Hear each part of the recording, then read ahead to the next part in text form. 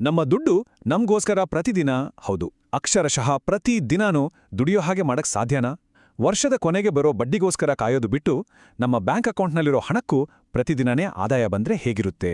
ಬನ್ನಿ ಇವತ್ತು ಅಂಥದ್ದೊಂದು ಸ್ಮಾರ್ಟ್ ಹೂಡಿಕೆ ದಾರಿ ಬಗ್ಗೆ ತಿಳ್ಕೊಳ್ಳೋಣ. ನಮ್ಮಲ್ಲಿ ಹೆಚ್ಚಿನವರ ಸೇವಿಂಗ್ಸ್ ಅಥವಾ ಬ್ರೋಕರೇಜ್ ಅಕೌಂಟ್ನಲ್ಲಿ ಸ್ವಲ್ಪ ದುಡ್ಡು ಸುಮ್ಮನೆ ಬಿದ್ದಿರುತ್ತೆ ಅಲ್ವಾ? ಅದು ಯಾವುದೇ ಕೆಲಸ ಮಾಡದೆ ತುಂಬಾನೇ ಕಡಿಮೆ ಬಡ್ಡಿ ಗಳಿಸ್ತಾ ಇರುತ್ತೆ. ಸರಿ, ಈಗ ಆ ಮಲಗಿರೋ ದುಡ್ಡನ್ನ ಎಬ್ಸಿ ಅದರಿಂದ ಪ್ರತಿದಿನ ಆದಾಯ ಗಳಿಸೋ ಸಮಯ ಬಂದಿದೆ. ನೋಡಿ, ನಮ್ಮಲ್ಲಿರೋ ಈ ಸುಮ್ಮನೆ ಬಿದ್ದಿರೋ ಹಣಕ್ಕೆ 2 ಸಿಂಪಲ್ ಆಯ್ಕೆಗಳಿವೆ. ಒಂದು, ನಮ್ಮೆಲ್ಲರ ಸೇವಿಂಗ್ಸ್ ಅಕೌಂಟ್. ಇಲ್ಲಿ ನಮಗೆ ಸುಮಾರು 2-3% ರಿಟರ್ನ್ ಸಿಗ್ಬೋದು. ಇನ್ನೊಂದು, ಲಿಕ್ವಿಡ್ ಇಟಿಎಫ್ಗಳು. ಇದು ಸುಮಾರು 6-7% ಆದಾಯ ಕೂಡ ಪೊಟೆನ್ಷಿಯಲ್ ಹೊಂದಿದೆ. ವಿಶೇಷ ಅಂದ್ರೆ ಎರಡರಲ್ಲೂ ನಮಗೆ ಬೇಕಾದಾಗ ದುಡ್ಡನ್ನ ಸುಲಭವಾಗಿ ವಾಪಸ್ ತಗೋಬಹುದು. ಅಂದ್ರೆ ಹೈ ಲಿಕ್ವಿಡಿಟಿ ಇರುತ್ತೆ. ಹಾಗಂದ್ರೆ ಬ್ಯಾಂಕಿಗಿಂತ ಒಳ್ಳೆ ರಿಟರ್ನ್ಸ್ ಕೊಡುತ್ತೆ ಅಂದ್ಮೇಲೆ ಈ ಲಿಕ್ವಿಡ್ ಇಟಿಎಫ್ಗಳನ್ನ ಎಲ್ಲಿ ಮತ್ತು ಹೇಗೆ ಬಳಸ್ಬೋದು?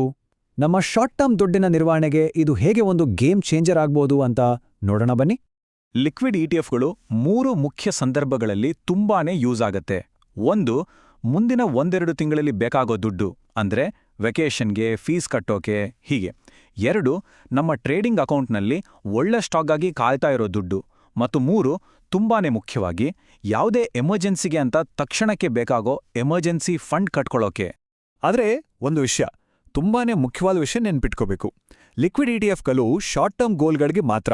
ಅಂದ್ರೆ 1 ವರ್ಷದೊಳಗೆ ನಮ್ಗೆ ಬೇಕಾಗೋ ಹಣವನ್ನ ಇಡೋಕೆ ಇದು ಬೆಸ್ಟ್.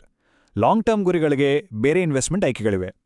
ಸರಿ, ಈ ಲಿಕ್ವಿಡ್ ಇಟಿಎಫ್ ಅಂದ್ರೆ ಏನು? ಅದು ಹೇಗೆ ಕೆಲಸ ಮಾಡುತ್ತೆ?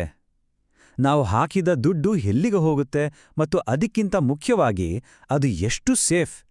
ಈ ಎಲ್ಲ ಪ್ರಶ್ನೆಗಳಿಗೆ ಈಗ ಉತ್ತರ ನೋಡೋಣ. ನಮ್ಮ ದುಡ್ಡಿನ ಪ್ರಯಾಣ ಹೀಗಿರುತ್ತೆ. ನಾವು ಲಿಕ್ವಿಡ್ ಇಟಿಎಫ್ನಲ್ಲಿ ದುಡ್ಡು ಹಾಕಿದಾಗ ಆ ಫಂಡ್ ನಮ್ಮ ದುಡ್ಡನ್ನ ದೊಡ್ಡ ದೊಡ್ಡ ಬ್ಯಾಂಕ್ಗಳಿಗೆ ಜಸ್ಟ್ ಒಂದೇ ರಾತ್ರಿಗೆ ಸಾಲ ಕೊಡುತ್ತೆ. ಅದಕ್ಕೆ ಗ್ಯಾರಂಟಿಯಾಗಿ ಬ್ಯಾಂಕ್ಗಳು ತುಂಬಾನೇ ಸೇಫ್ ಆಗಿರೋ ಗೌರ್ಮೆಂಟ್ ಟ್ರೆಜರಿ ಬಿಲ್ಗಳನ್ನ ಕೊಲಾಟ್ರಲ್ ಆಗಿ ಇಡ್ತವೆ. ಮಾರನೇ ದಿನವೇ ಆ ಸಾಲದಿಂದ ಬಂದ ಬಡ್ಡಿ ನಮಗೆ ಆದಾಯವಾಗಿ ವಾಪಸ್ ಬರುತ್ತೆ. ಅಂದ್ರೆ ಇದರ ಸಿಂಪಲ್ ಅರ್ಥ ಏನ್ ಗೊತ್ತಾ? ನಮ್ಮ ಹೂಡಿಕೆಗೆ ಗವರ್ನಮೆಂಟ್ನ ಗ್ಯಾರಂಟಿ ಇರುತ್ತೆ. ಒಂದು ವೇಳೆ ಬ್ಯಾಂಕ್ ಸಾಲ ವಾಪಸ್ ಕೊಡದೇ ಇದ್ರೂ ಆ ಟ್ರೆಜರಿ ಬಿಲ್ಸ್ಗಳಿಂದ ನಮ್ಮ ದುಡ್ಡು ಸೇಫ್ ಆಗಿರುತ್ತೆ. ಅದಕ್ಕೆ ಇದರಲ್ಲಿ ರಿಸ್ಕ್ ಅನ್ನೋದು ಆಲ್ಮೋಸ್ಟ್ ಇಲ್ಲ ಅಂತಾನೆ ಹೇಳ್ಬೋದು. ಸರಿ, ಹಾಗಂದ್ರೆ ನಮ್ಗ್ ಬರೋ ರಿಟರ್ನ್ಸ್ ಹೇಗ್ ಡಿಸೈಡ್ ಆಗುತ್ತೆ? ಅದಕ್ಕೊಂದು ಬೆಂಚ್ ಮಾರ್ಕ್ ಇದೆ. ಅದೇ ನಿಫ್ಟಿ 1D ರೇಟ್ ಇಂಡೆಕ್ಸ್. ಇದು ಬ್ಯಾಂಕ್ಗಳ ನಡುವಿನ ಓವರ್ ನೈಟ್ ಸಾಲದ ದರವನ್ನ ಟ್ರ್ಯಾಕ್ ಮಾಡುತ್ತೆ. ಮತ್ತು ಲಿಕ್ವಿಡ್ ಇಟಿಎಫ್ಸ್ಗಳ ರಿಟರ್ನ್ಸ್ ಆಲ್ಮೋಸ್ಟ್ ಇದೇ ಇಂಡೆಕ್ಸ್ನಷ್ಟೇ ಇರುತ್ತೆ.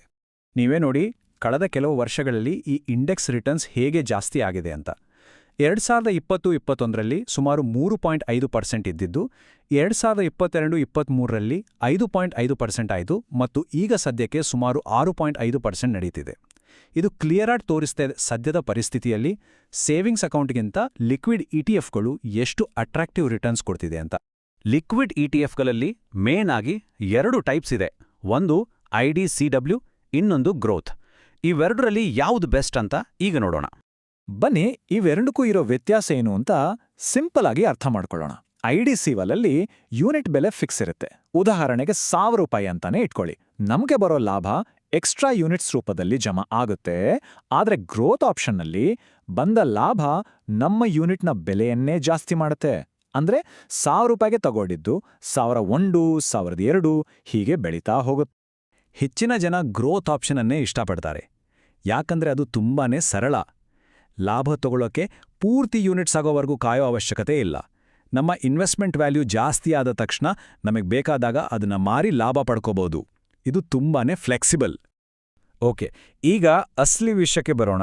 ಒಂದು ಲಿಕ್ವಿಡ್ ಇಟಿಎಫ್ ಅನ್ನು ಹೇಗೆ ಚೂಸ್ ಮಾಡೋದು ಮತ್ತೆ ಸ್ಮಾರ್ಟ್ ಆಗಿ ಹೇಗೆ ಖರೀದಿ ಮಾಡೋದು. ಕೆಲವು ಇಂಪಾರ್ಟೆಂಟ್ ಪಾಯಿಂಟ್ಸ್ ಇದೆ, ನೋಡೋಣ. ಒಂದು ಗ್ರೋತ್ ಇಟಿಎಫ್ ತಗೊಳ್ಳೋಕೆ ಈ 3 ಸ್ಮಾರ್ಟ್ ಸ್ಟೆಪ್ಸ್ ಫಾಲೋ ಮಾಡಿ. ಮೊದಲನೇದು, ಫಂಡ್ ಹೌಸ್ನ ವೆಬ್ಸೈಟಿಗೆ ಹೋಗಿ ಲೈವ್ ಇಂಡಿಕೇಟಿವ್ NAV ಅಂದ್ರೆ ಆ ಕ್ಷಣದ ಅಂದಾಜು ಬೆಲೆ ಚೆಕ್ ಮಾಡಿ. ಎರಡನೇದು, ನಿಮ್ಮ ಬ್ರೋಕರೇಜ್ ಅಕೌಂಟ್ನಲ್ಲಿ ಲಿಮಿಟ್ ಆರ್ಡರ್ ಹಾಕಿ. ಅಂದ್ರೆ ನೀವು ನೋಡಿದ INAV ಬೆಲೆಗೆ ಅಥವಾ ಅದಕ್ಕಿಂತ ಕಮ್ಮಿಗೆ ಮಾತ್ರ ನಾನು ತಗೋತೀನಿ ಅಂತ ಆರ್ಡರ್ ಇಡೋದು. ಇದರಿಂದ ಜಾಸ್ತಿ ಬೆಲೆ ಕೊಟ್ಟು ತಗೊಳ್ಳೋದು ತಪ್ಪುತ್ತೆ. ಒಂದು ಒಳ್ಳೆಯ ಲಿಕ್ವಿಡ್ ಇಟಿಎಫ್ ಸೆಲೆಕ್ಟ್ ಮಾಡೋಕೆ ಈ 3 ಪಾಯಿಂಟ್ಸ್ ಮಾತ್ರ ಮರಿಬೇಡಿ. ಮೊದಲನೇದು, ನಿಮ್ಮ ಅನುಕೂಲಕ್ಕೆ ತಕ್ಕಂತೆ ಗ್ರೋತ್ ಅಥವಾ IDCW ಆರಿಸ್ಕೊಳ್ಳಿ. ಎರಡನೇದು, ಎಕ್ಸ್ಪೆನ್ಸ್ ರೇಷಿಯೋ ಚೆಕ್ ಮಾಡಿ. ಇದು ಫಂಡ್ ಮ್ಯಾನೇಜ್ ಮಾಡೋಕೆ ತಗೊಳ್ಳೋ ಚಾರ್ಜ್. ಇದು ಎಷ್ಟು ಕಮ್ಮಿ ಇರುತ್ತೋ ಅಷ್ಟು ಒಳ್ಳೆಯದು. ಮತ್ತು ಮೂರನೇದು, ಒಳ್ಳೆಯ ಹೆಸರು ಮಾಡಿರೋ ನಂಬಿಕಸ್ಥ ಫಂಡ್ ಹೌಸನ್ನು ಆಯ್ಕೆ ಮಾಡಿ. ಮುಗಿಸೋ ಮುಂಚೆ ಕೆಲವು ಫೈನಲ್ ಆದರೆ ತುಂಬಾನೇ ಇಂಪಾರ್ಟೆಂಟ್ ಡೀಟೇಲ್ಸ್ ನೋಡೋಣ. ಟ್ಯಾಕ್ಸ್, ಲಿಕ್ವಿಡಿಟಿ ಮತ್ತೆ ಕೆಲವು ಸ್ಟ್ರಾಟಜಿ ಬಗ್ಗೆ. ಟ್ಯಾಕ್ಸ್ ವಿಷಯಕ್ಕೆ ಬಂದ್ರೆ ಲಿಕ್ವಿಡ್ ಇಟಿಎಫ್ನಿಂದ ಬರುವ ಲಾಭವನ್ನ ಶಾರ್ಟ್ ಟರ್ಮ್ ಕ್ಯಾಪಿಟಲ್ ಗೇನ್ಸ್ ಅಂತ ಕರೀತಾರೆ. ಅಂದ್ರೆ ನಮ್ಮ ಇನ್ಕಮ್ ಟ್ಯಾಕ್ಸ್ ಸ್ಲ್ಯಾಬ್ ಯಾವುದಿರುತ್ತೋ ಅದೇ ರೇಟ್ನಲ್ಲಿ ಈ ಲಾಭಕ್ಕೂ ಟ್ಯಾಕ್ಸ್ ಕಟ್ಟಬೇಕಾಗತ್ತೆ. ಹೋಗೋ ಮುಂಚೆ ಈ ಫೈನಲ್ ಚೆಕ್ಲಿಸ್ಟ್ ಒಮ್ಮೆ ನೋಡ್ಬಿಡಿ. ಇದರಲ್ಲಿ ಲಾಕ್ ಇನ್ ಪೀರಿಯಡ್ ಇಲ್ಲ, ಎಕ್ಸಿಟ್ ಲೋಡ್ ಕೂಡ ಇಲ್ಲ. ಮಾರ್ಕೆಟ್ ಟೈಮ್ ಅಂದ್ರೆ ಸೋಮವಾರದಿಂದ ಶುಕ್ರವಾರ 9:15 3:30 ಯಾವಾಗ ಬೇಕಾದರೂ ಮಾರಬಹುದು. ಮತ್ತು ಮುಖ್ಯವಾಗಿ ತಗೋವಾಗ ಮತ್ತು ಮಾರುವಾಗ ಯಾವಾಗಲೂ ಲಿಮಿಟ್ ಆರ್ಡರ್ ಮಾತ್ರ ಬಳಸಿ. ಕೊನೆಗೆ ಹೇಳೋದಿಷ್ಟೇ, ಪ್ರತಿಯೊಂದು ರೂಪಾಯೂ ಮುಖ್ಯ. ಅದನ್ನ ಸರಿಯಾಗಿ ಮ್ಯಾನೇಜ್ ಮಾಡೋದನ್ನ ಕಲಿಯೋದೇ ಒಂದು ಯಶಸ್ವಿ ಹೂಡಿಕೆಯ ಮೊದಲ ಹೆಜ್ಜೆ. ಈ ಮಾತು ನಮ್ಮ ಆರ್ಥಿಕ ಪಯಣದಲ್ಲಿ ದಾರಿದೀಪವಾಗಲಿ. ಈಗ ಪ್ರಶ್ನೆ ಇಷ್ಟೇ, ನಿಮ್ಮ ಹಣ ನಿಮಗಾಗಿ ಎಷ್ಟು ಕಷ್ಟಪಟ್ಟು ದುಡಿಯುತ್ತಿದೆ? ಅದನ್ನ ಬ್ಯಾಂಕಲ್ಲಿ ಸುಮ್ಮನೆ ಮಲಗಿಸೋಗ್ಬಿಡ್ತೀರಾ ಅಥವಾ ಅದನ್ನ ಪ್ರತಿದಿನ ನಮಗೋಸ್ಕರ ದುಡಿಯೋ ಹಾಗೆ ಮಾಡ್ತೀರಾ? ಆಯ್ಕೆ ನಿಮ್ಮ ಕೈಯಲ್ಲಿದೆ.